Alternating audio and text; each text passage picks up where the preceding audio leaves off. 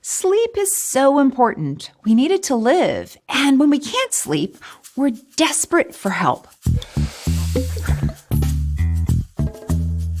But lately, our fascination with sleep feels as if it's taken on an urgency. Do a quick internet search for sleep, and you'll find a slew of articles about how to make your sleep perfect. New gadgets, fancy alarm clocks, stay away from blue light. There are lots of services, products, and advice columns that tell us we're sleeping wrong. Not enough, not quality sleep, wrong position.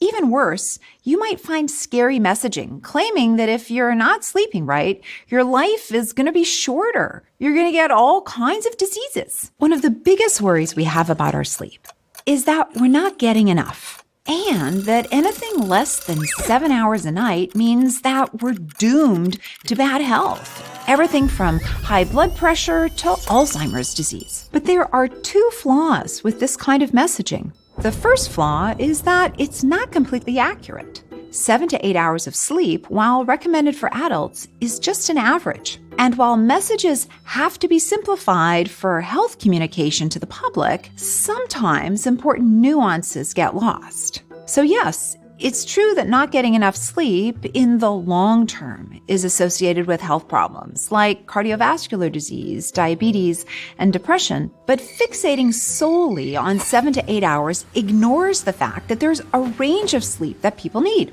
The duration of a good night's sleep can be different for different people. Some adults need 8, but some are just fine on 6. The second flaw with this kind of doomsday messaging is that it can be counterproductive, especially for people who do have trouble sleeping. For instance, in 2019, it was estimated that 21% of adults in the U.S. were wearing sleep tracking devices, and that number's probably growing. And I get it. It's fascinating to see how much sleep you've gotten each night and to know what part of your night was spent in deep sleep or dreaming. But having all of that sleep data is causing some people to become obsessed with it. So much so that it's leading to a condition some call orthosomnia, a preoccupation with the constant need to achieve perfect sleep. And this condition, ironically, is causing more sleep problems. Now, orthosomnia might be an extreme example, but the anxiety of not getting enough sleep is keeping some of us up at night. So here's what some experts are saying. Stop fixating on the number,